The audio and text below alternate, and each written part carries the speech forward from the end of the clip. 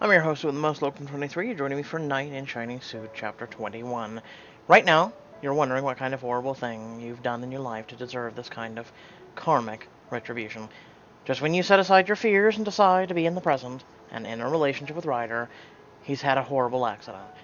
To make things worse, Ryder's just asked if you're his father's new arm candy. The shocked faces would be comical if it didn't hurt so bad. He's come out of surgery alive, but he doesn't have a clue of who you are. It feels like the universe is trying to keep you two apart. Well, the universe. I love this man, and I'm not giving up so easily. You're joking, right? Silly man, you got me. How are you feeling? Uh, Dad?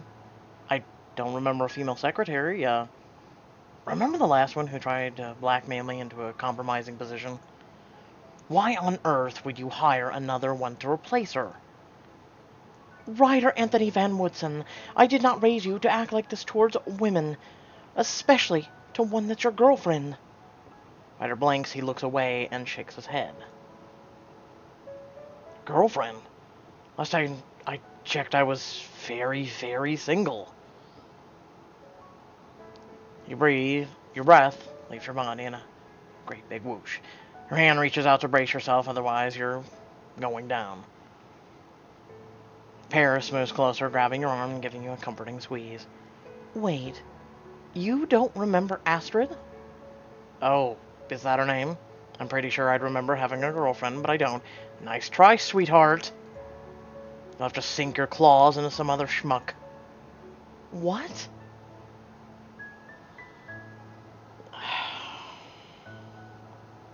Okay. Simple, honest question. Actually, let's ask that. Do you know what happened to you? Why, are you going to kiss my boo-boos? Certainly not if you keep treating me like this. Oh, that's rich! You're getting a pass because I've spent the last several hours promising God a great deal so that you'd live. But I'm not a punching bag Ryder. I love you, and I want to find out what's wrong. He looks away first, but not before you see a glimmer of shame in his eyes. So he truly doesn't know. The doctor enters and asks everyone to leave so he can examine his patient. Family shuffles down to the cafeteria. It's just as well because you're not sure how much longer you can hold back the tears of humiliation and regret. Astrid, it's gonna be okay. Jake, what is wrong with him? I have my suspicions, but we need more tests before I can confirm. He wraps an arm around your shoulders and squeezes you into a hug. Ryder loves you. Trust me. I've known him since we were kids. No matter what happens, I want you to keep remembering that he loves you, okay? He leaves to go back into the hospital room, and the tears you've been holding back spill. It will be okay. Paris and Janice move in to give you both a comfort and a sense of privacy from the curious passerbyers. Helen joins the group and wraps her arms around the three of you. Ladies, this isn't the most difficult thing we'll face today. At least he woke up. Yeah, it could have been worse if he hadn't. If nothing else, at least he's alive. I couldn't have... A sob catches in your throat, making it impossible to say more. We know, sweetheart. We know. Helen gently sways and hums a wordless tune. Her comfort makes you miss your own mother. Richard leaves to get food and other necessities, and Jake comes and goes. Helen, Paris, Janice, and you make a camp in the corner of the cafeteria while you wait. The day is spent telling stories to getting to know each other. Tell us what you're thinking. Are you okay? I want to know what's going on with him. Does he have brain damage? I thought they ruled that out. Well, he did have a good knock on his head. He probably just got his brain slightly scrambled. I've never known him to be so mean and hurtful. He was never hurtful, but the Ryder you love and the Ryder the rest of the world knows are pretty different. Yeah, he's always been a little cold, unless you know him really well. But he does love you, and it'll be okay. It's a relief to be talking about this with someone other, or rather, than bottling it up. Now if he'll only remember it. Jake sits down next to the group with a big sigh. Well, I found out what's wrong with him. Is he okay? Will he recover okay? Physically, he's stable. Oh, thank God. Helen collapses in tears in relief. But he has retrograde amnesia. What does that mean? It's a form of amnesia where the patient loses some of their memories, but not all. Your brain, starts whirling like a spinning top. There are so many questions to ask, and you're not sure where to start.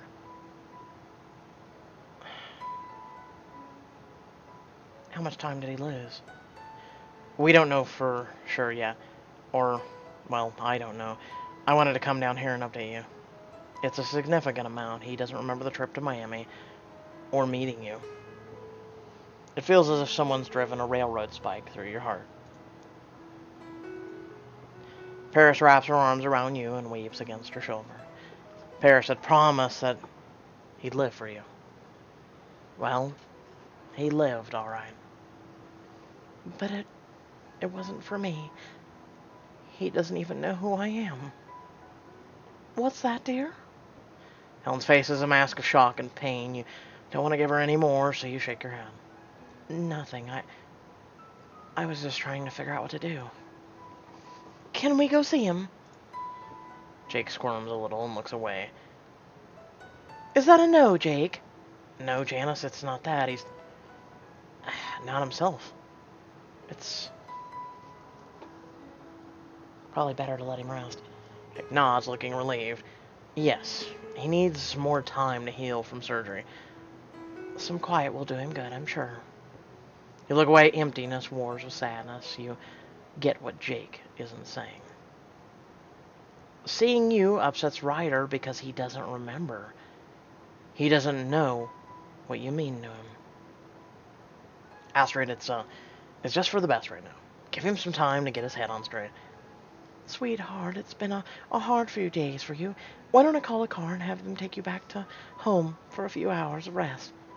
You can come back later tonight after some sleep, and maybe we'll get lucky and my son will come to his senses. All you can do is nod. What else is there? Jake doesn't think you should spend time with Ryder. I thought they'd like me with him. What changed? What's happened? Yes, of course, a bath sounds nice. Maybe a nap. You'll call me if there's any change? We promise. Your willpower can only take so much. You're able to take a short nap, a bath, but after a few hours, you're on your way back to the hospital. It's quiet in the hospital since it's after visiting hours, so you creep stealthily down the hall. Voices are coming from inside Ryder's room. He's talking to Jake, Janice, and Paris. If you hear correctly, you hear Ryder call out your name. It sounds like they're arguing. Is it about me? I should... Listen in. Carefully move closer to the side door, making sure they don't see you. Oh yeah? I can see that she's the love of my life. She hasn't even come back to see me. We thought that it wasn't a good idea for you to see Astrid just yet. Well, then where is she? She's at home. You left her alone in my apartment? Are you nuts? What if she goes through my stuff? Your fingers tighten in a fist. This is not the Ryder you know. This man is just like every other rich jerk you've ever met. Who in the fresh hell is this woman? She's your girlfriend, you prize idiot, as well as your partner in a wedding planning business. Janice sounds pissed off. Good. Someone should be pissed off for you since you can't bring yourself to enter the room. Janice, this isn't helping. Ryder has amnesia. He just doesn't remember. Well, I haven't lost my mind. I know damn well that I wouldn't have made these changes. I certainly would be dating a low-class leech. Who in the hell convinced me to start a wedding business? Was it that woman? Oh, you mean the woman that you love more than your own life? Was I high when I decided that? Wait, do I have a mental illness? Have I slowly been losing my mind? With trembling hands, you push open the door. You can't stay out here a minute longer and listen to him trash your character. You are obviously not the man I fell in love with. Astrid, please don't give up on him. He doesn't understand what he's saying right now. Oh, I think he knows very well what he's saying. I just don't think he cares. I think he's going to regret this when he remembers, Astrid. I can promise you that. Ryder looks you up and down like you're a piece of meat. I'll give you this, you're hot. But I don't let my prick make my decisions for me. So whatever scheme you're going on, you can forget about it. Are you serious? You think that I'm the one that initiated this relationship? Get over yourself. Also, I didn't know you owned the business until recently. Ask your family how well that went for you. From what I understand, you told them all about it. What exactly do you think you are talking to? Talking to me like this? Well, I thought I was your girlfriend. Oh, and that gives you rights to be disrespectful. Well, if it's good for the goose. He sneers and looks away. Ryder Van Woodson, for once in your life, shut up. Because if you don't, you're going to ruin the best thing you've ever done in your life.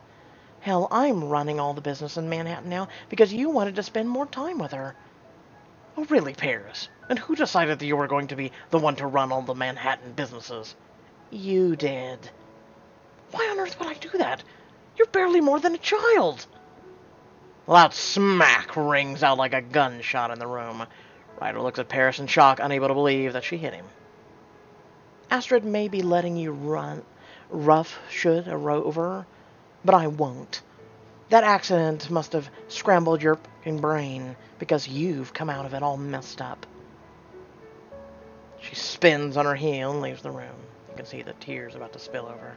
Whirling around with anger, you face the supposed love of your life. You're acting like a real jerk right now. You're not acting like the man I fell head over heels in love with. Ryder. Janice puts her hand on Ryder's arm. I've known you for most of our lives. Please trust me when I say, when you do remember... If I remember... Only... Okay, fine. If you remember the last year, you're going to regret what you've said tonight. Please don't make it worse. Ryder looks to Jake for backup. His friend only shakes his head and looks away. Astrid, how about I take you back to the apartment? Ryder's obviously not himself right now.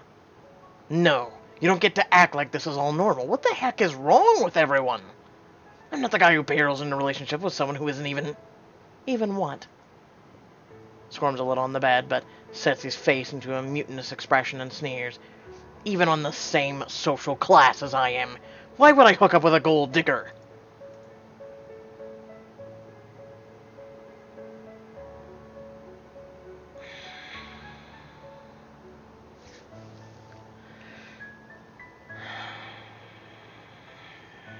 I'm gonna let this slide. Oh, are you? And what makes you think I care? Swallow back a retort and shake your head. No, I'm not gonna fight with you. Oh, but you're so pretty when you're angry, love. Closing your eyes, you look away from the stranger in the bed. Janice ushers you back out into the hall and throws her arms around you. Please know that this is not him. Even before he met you, he wasn't this. Cold. As much of an asshole. Slightly psychotic. She lets out a humorous laugh. All three. Don't give up on him. This is not him, I swear. Janice. I don't know what to do. This is like every nightmare I've had come to pass. Well, except for him dying. I mean, that could have came to pass. All of the worries I had about being in a relationship with him are suddenly quite real. Just love him. Pray for the best. You can't love someone who doesn't want to love you and wants you out of their lives. I'm sorry. We're not going to let him forget you, Astrid. I promise you that. Oh, forget me. Okay, well, it was nice meeting you folks. It was, I'll send you a Christmas card, I guess. He wants me to give up on him, Janice. Everything he said in there was so hateful. It's not him, I promise. Voices are raising in Ryder's room. The normally calm Jake is nearly bellowing. When you wake up from whatever the hell this is, you're going to realize what you've done. And you're going to wish you hadn't survived that accident. You unconscionable prick. Your hand flies to your mouth. The guilt is nearly overwhelming. Oh God, I've done this. I'm so sorry, Janice. It's best if I just leave. How can you say that to me, Jake? You're my best friend. You're supposed to be on my side. Ryder sounds hurt, defensive. I'm on your side, you idiot. And just so we're clear, I'm on the one who told her not to come and visit you earlier. After hearing some of the crap coming out of your mouth during the test, I didn't want her to be hurt. I was protecting you, moron. I wasn't protecting you, moron. I was protecting her. You reach forward and slam the door shut. You can't hear anymore. I don't even know who that is in there. Searching Janice's eyes, you shake your head. Paris was right to smack him and leave earlier, and that was the smart choice. I can't believe that this side of him exists. Oh, sweetheart, he's going to need you. You're going to need him. Can't you see how much you belong together? Right now, no, I can't see how I could ever be with someone like him.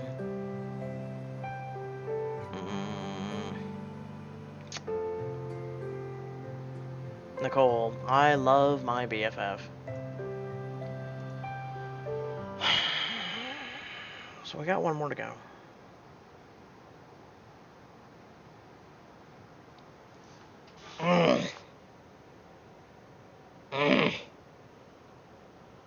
This is frustrating. It really is. We got one more chapter to go.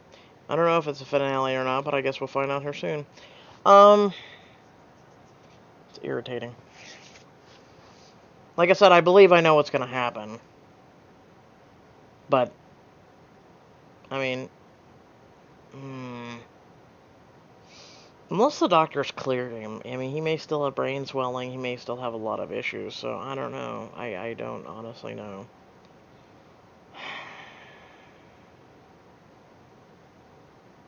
It's kind of disheartening, really.